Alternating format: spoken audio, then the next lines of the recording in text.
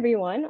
We're your co-host Desiree, And and Izzah. welcome back to an episode of the WiT Tea Podcast. So for today's episode, we have another wonderful guest speaker with us here today, Konstance, who is currently a data and tech lead at She Loves Tech, and which is also actually the company I'm currently interning at. So I guess without further ado, Konstance, would you like to introduce yourself and some of the work that you're currently doing? Hi everyone, thank you for having me. So what do I do at She Loves Tech? So She Loves Tech is a like an acceleration platform for women in technology. So what we do is through our various programs, like our have a global pitching competition, as well as we are currently raising a fund right now for us to invest in more women-led startups. And we're committed to closing the funding gap for women, and we aim to unlock about USD 1 billion in capital by 2030, and we are about halfway there. So what I do at She Loves Tech, I work a lot with data analysis. So we get a lot of data about women entrepreneurs across the globe. So my role is really to analyze that data, as well as we're in a phase where we're really scaling. So making sure that any platforms that we use are aligned with the way that we ideally would like to work. So I guess it's a bit of a mishmash of a lot of different things. That's really interesting. I didn't know there was such thing as a funding gap for women. Yeah, so I think it did get worse after COVID, but very disproportionately, women do not get much capital funding as their male counterparts. So if it's a female-led company versus a male-led company, more so than not, more male-led companies get funding versus female-led companies. Do you know like the reason for that? I think it's a multitude of reasons. So in the past, there was definitely a bit more discrimination against women-led companies, mainly because there's still that idea of like women needing to fulfill this like gender role. So a lot of times women who go into fundraising meetings or like like pitch when they're pitching for their company, a lot of the questions that they'll ask will be like, are you married? Do you plan to like are married and you have kids? Like, how does that affect your career? So it's the idea that women are unable to fully commit to the company because they have these kind of roles that they need to fulfill, versus if even if it's a man who has children or has a family, they rarely get asked these kinds of questions. So I think that was in the past with discrimination. Currently, right now, it may not necessarily the discrimination may not be as overt, but definitely I think a lot of women founders, I think a lot of them just don't go and fundraise, or they assume that they don't know how to fundraise. Especially in venture capital, there's very little lead investors that are women. So a lot of times there are a lot of women-led startups or who ideas that maybe are more catered towards women, or they understand like women consumer behavior. The lead investors are men. They typically don't really understand what the problem is, or what problem that the female-led startups are trying to solve. So I guess, okay, to summarize, number one, not having enough female investors to understand like the problem. Number two, I think female-led startups, or like female startup founders, tend to not raise as much, or not as go out there as much, because fundraising is a lot of early stage fundraising is very about who you know and what connections that you have as well. So they may not have the necessary connections because it's a very male dominated playing field. And lastly would just be I guess not really knowing what to look out for, like how to fundraise. And I think in She Loves Tech, that's really something that we're really trying to solve, because I mean, if you don't really know how to fundraise, I think that's something that we can sort of fix, because we know how to like educate startup founders on what to do when they're fundraising. What we try to do is also try to make more connections between founders and funders. So I think recently we had this event where we tried to match existing female founders with some fun like investors, funders that we knew who are advocates or allies. What we really try to do is try to advocate the fact that the women-led teams are usually a mix. Usually it's a mix of both men and women. They have a male and both male and female co-founders, and I think we just try to advocate that we advocate for them because they are good businesses, not just because they're women-led businesses. I think there's a fine line of like trying to view or try to champion these causes and seeing it as charity, and that's definitely something that we don't want to do. We don't want to make these women women startup founders feel like we are only advocating for them because women are such like they're marginalized, or we advocate for them because we genuinely think that they're good businesses and they're good founders. They just maybe need a bit of help. Okay, so maybe for now, could you share a bit more with us about your background? Do you come from a tech background? What made you step into the tech industry? So I did a degree in mathematics and economics in NTU. But I think when I was in university, I really didn't know what I wanted to do.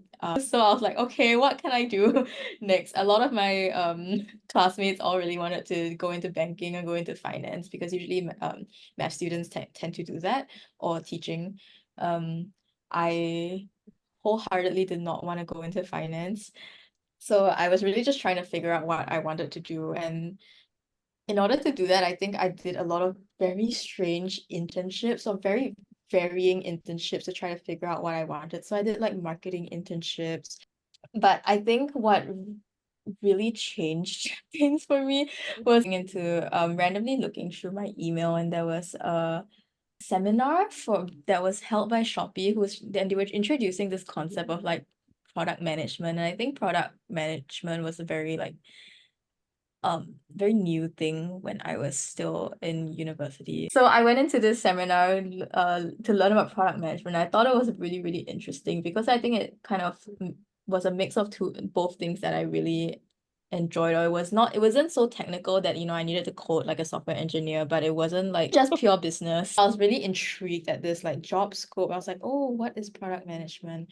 I tried to do an internship in product management at a different startup after that.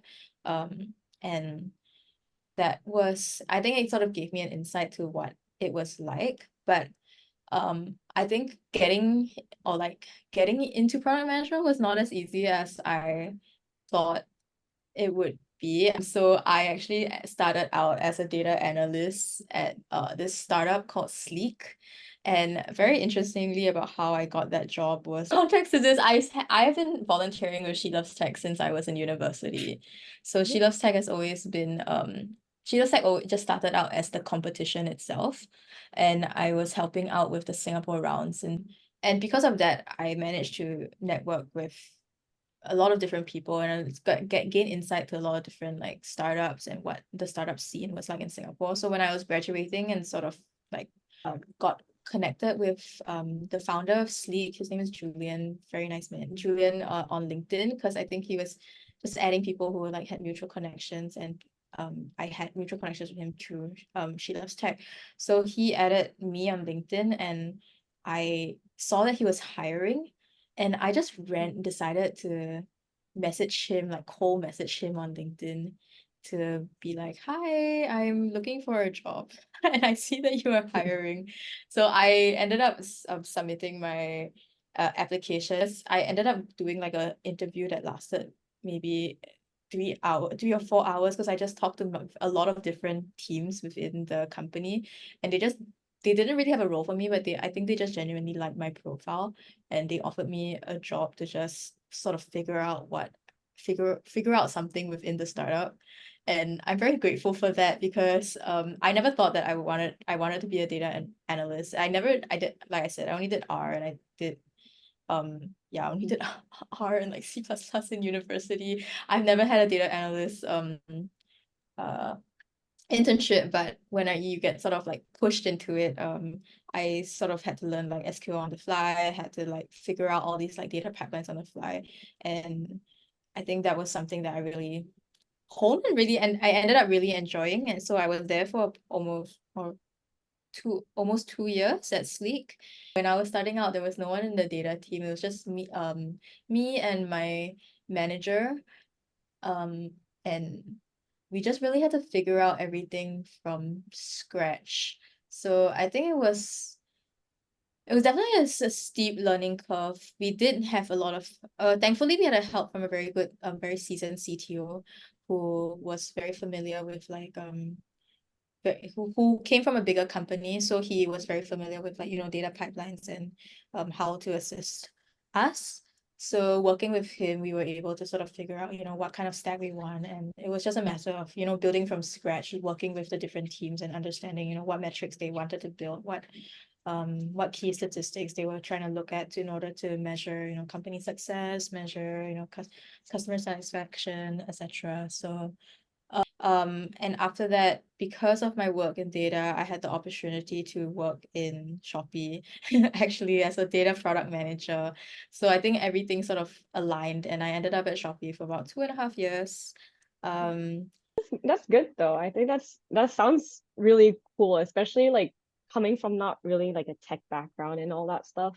And then I guess you also mentioned like, I mean, from what you're saying, it seems like you've been working in like the startup scene for, I guess, since the start of your career journey.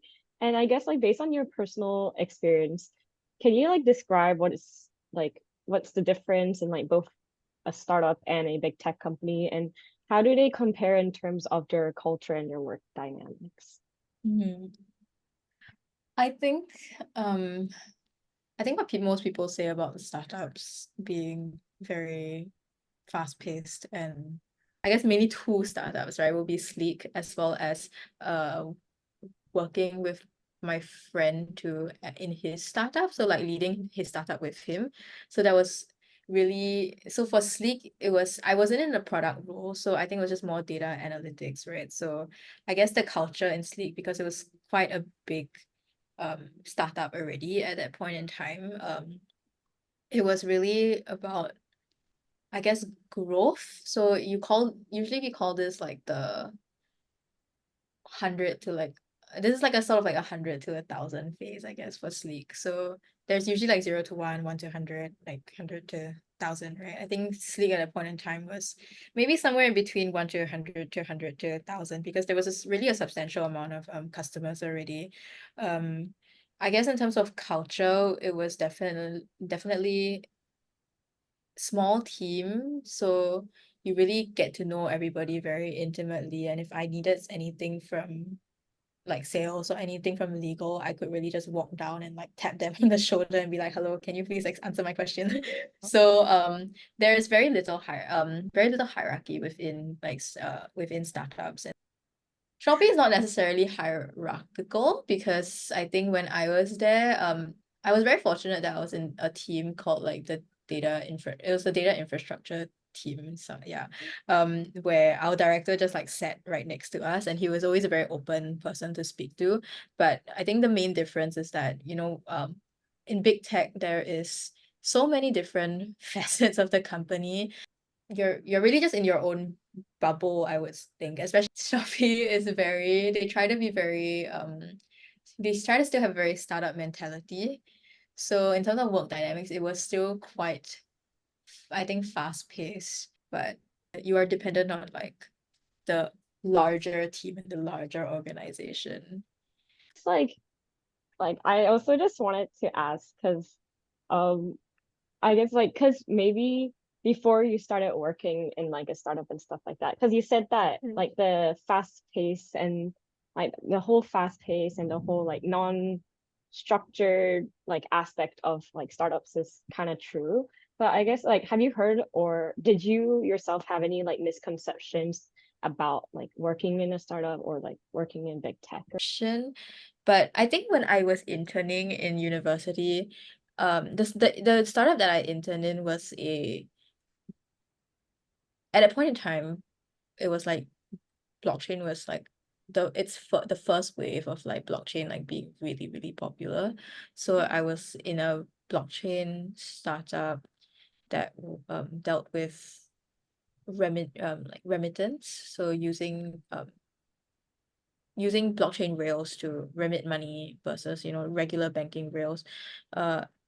And I think at that point in time, there was a lot of money being poured into the startup scene, um, because it was generally still very new and burgeoning in Singapore. So, I worked in a startup that was under the PayPal Innovations Lab.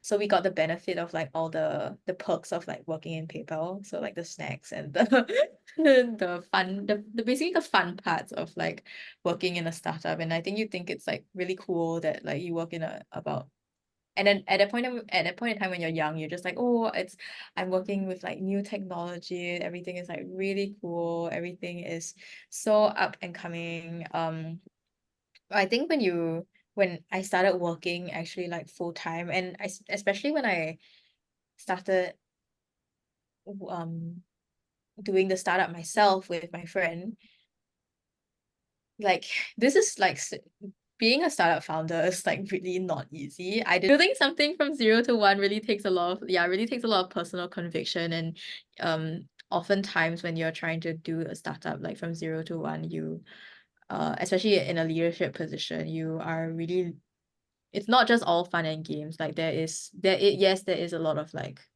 networking and a lot of like, schmoozing with like people and being like the fun stuff, the fun part of it. But a lot of it also comes with a lot of stress. Every single decision that you make has a very direct, very large like direct impact. So I don't think maybe I don't know if that's the misconception I have about working in a startup, but definitely a misconception that I had in terms of um running a startup. And I guess for big tech, uh I guess the misconception with big tech, especially when I first joined Shopee, was just that like big tech was indestructible, right? Especially at that point in time, it was like during COVID, a lot of a lot of tech was tech stocks were going down, but like e-commerce was generally doing very, very well. And it really generally felt like, oh, this is like we were invincible at that point in time. But when things are good, they're good. But when they aren't, it really feels like life is over, or like you get really very scared because you really just don't know when you're gonna get cut next. And I think, like I said just now, it's really not even about personal performance. It's really just about whether whatever your team is doing is aligned with the future vision. So yeah, I hope that answers the question. I think like No, I think it was good. I think it was good. That was really interesting to hear, because like when I hear about like startups versus big tech, I only think of the good stuff. Like this is like a hidden dark side. real, and it's really scary as well because it happens across all levels. I want to go back to what you said in the beginning. I think you mentioned that there was some kind of discrimination against women in like throughout your career. Do you ever like personally encounter stereotypes about women in tech, or any minority in tech? And how do you Oh, go about like addressing or breaking it? When I first joined my Shopee team, I was the only girl on the team. So it was like me plus like I think 6 other guys. Um, and but to be fair, I think that has been the case like throughout a lot of my experience, right? I mean, there aren't as many girls in mathematics. Unfortunately, I did have like female friends in mathematics, obviously, but mathematics and economics, but 2 parts of this career journey. I think when I first joined Shopee, I was the only girl in my team of like 6 other guys. And I think generally quite nice. A lot of them very nice, very welcoming. I don't know if it was a stereotype. I think people tend to, not take me as seriously. I think when I first started working, or first started in any of my roles, I was definitely more anxious, and it's not because I didn't know what I was saying, but it was because I was so afraid of saying the wrong thing that I inevitably um come across as very new and naive, and I think that perpetuated the stereotype of like, oh, okay, like I'm just like, oh, am I just like a personality hire or am I just like, a diversity hire?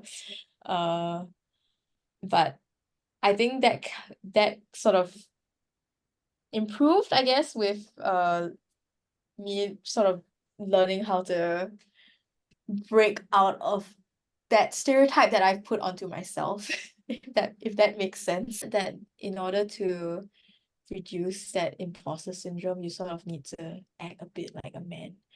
Yeah, I really relate because I tend to become more assertive when I'm doing group projects where I'm the only girl in an Yeah. all I guys know what group. you mean. Yeah, Yeah. yeah. And but that yeah, I think it's a lot of like these small microaggressions, and I do think that sometimes in order to just like sometimes you just need to realize it's not that deep. And I think other than that, I guess the experience that I had leading the startup, I had to make a lot of executive decisions. So and a combination of me being this is the first time that I was sort of in this kind of position. So definitely very like high stress and trying to, be more assertive. And I think that's why I say sometimes when you're too assertive, then it comes across as, oh, you're just like a very unfriendly. A lot of people don't tend to, or like they think you're a bit more chill because you're young. Or I didn't want to come across as, the like ungrateful like young kid, or like I wouldn't say like breaking that kind of stereotype, but But there's I think there's definitely some sort of discrimination, I guess, Ye- that you've experienced in that sense. yeah, but I would think that sorry, how I tried to like overcome that was, I guess, really just I think once you sort of figure like you're more once you're more assured of yourself, you are able to sort of, filter out the voices. So I would say just like for me, I just really tried to focus on things that I knew that I was doing well, and focus on things that I knew that I um could do, and really try to assert my boundaries. Don't be afraid to voice out your opinion if you're not if you don't like something, or if you're not familiar or comfortable with anything. Um I think, I mean, yeah, I think it's kind of interesting that, I mean, like having those types of experiences, especially about like the whole idea of like being the youngest in the team and all of that. So I totally get where you're coming from. yeah. But yeah, I guess to like continue on, like, because having these types of experiences, especially in like working in different like these types of companies, personally, like how can tech companies create more like inclusive cultures and environments like for women or for like any other types of like underrepresented groups? Ooh, okay, good question. In the past, like with Sheila's Tech, a lot of times were we really tried to help with women startup, or like uh these women-led startups or women impact technology companies, by I guess just trying to elevate them and like putting them in like in a sense a global stage, right? To just elevate them and just make them more seen as a company. But I think what we soon realize is that it's not just enough to talk about them and to like bring them. Yeah, it's not just enough to talk about them, but we also needed to make sure that they succeeded. The way to do that was to invest in them personally, but invest in them financially. So I think with that being said, I think in terms of like other companies, or like not just women-led startups, in if you're trying to increase diversity and inclusion in tech in general, so I think there's this whole big thing now with was it Goldman Sachs or some of them where previously they would have these programs where they're trying to improve their hiring of women. So they have these programs where these women talents to join their companies. But there is this whole thing now about how if that is considered discrimination as well, because they're only focusing on women, or they're only the thing in the news is that. So I think for the longest time, so this is not really tech, but for the longest time, I think like Goldman Sachs has had like a diversity investment program where they try to find women and people of color to specifically hire them to join Goldman Sachs. And this program was how many people you hire as in your team as like a minority. You can hire like as many women, or you can hire as many like other minorities, people of color into your teams, but there is no point in hiring them if you're never going to listen to them, or if they're never going to be in leadership positions that really make an impact.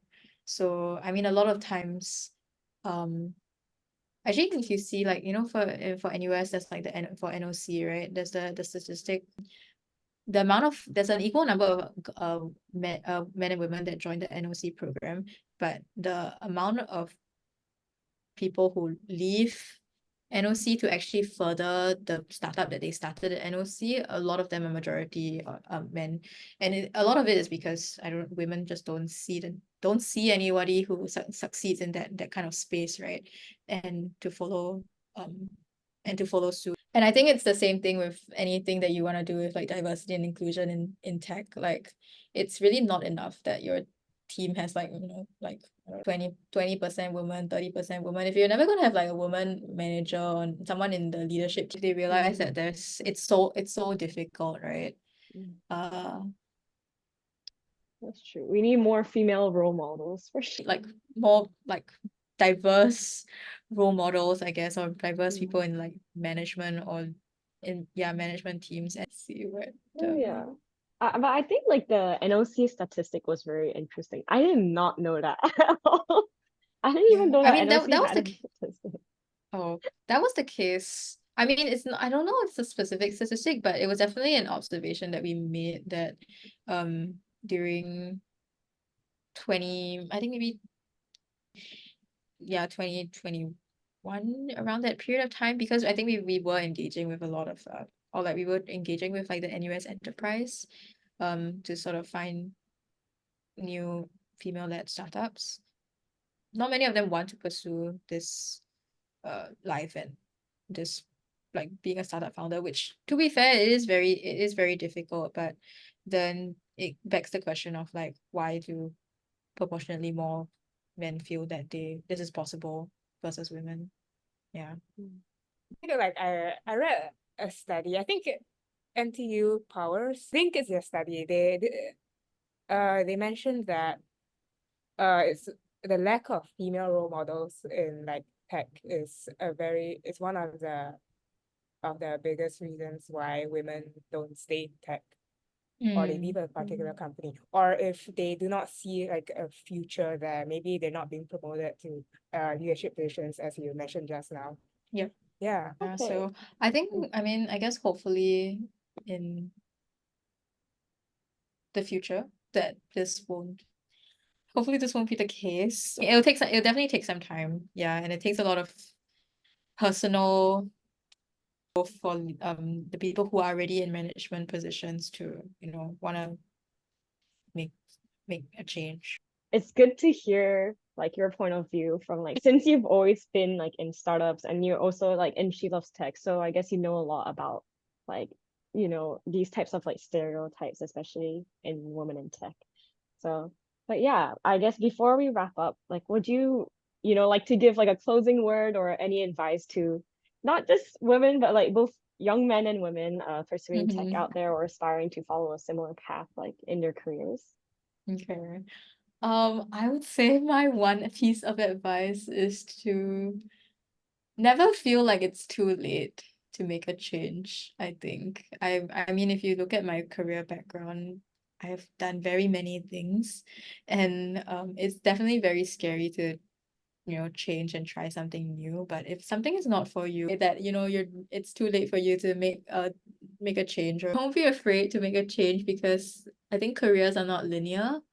You never know. Like, I think we are past the I think previously with our parents' generation, they stay in one company and they either climb the ladder or they reach a point and it stops there and it stagnates for like the rest of their careers, right?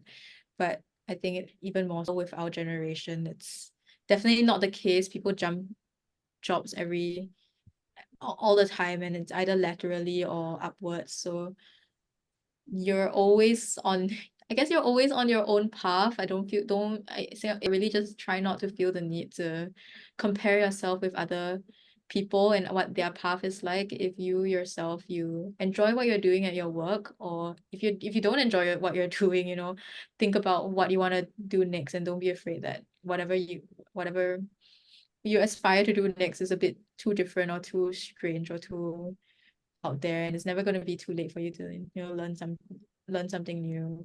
Yeah. Okay, and that's about all the time we have for today. Thank you so much, Constance, for taking the time on a weekend to be our guest speaker.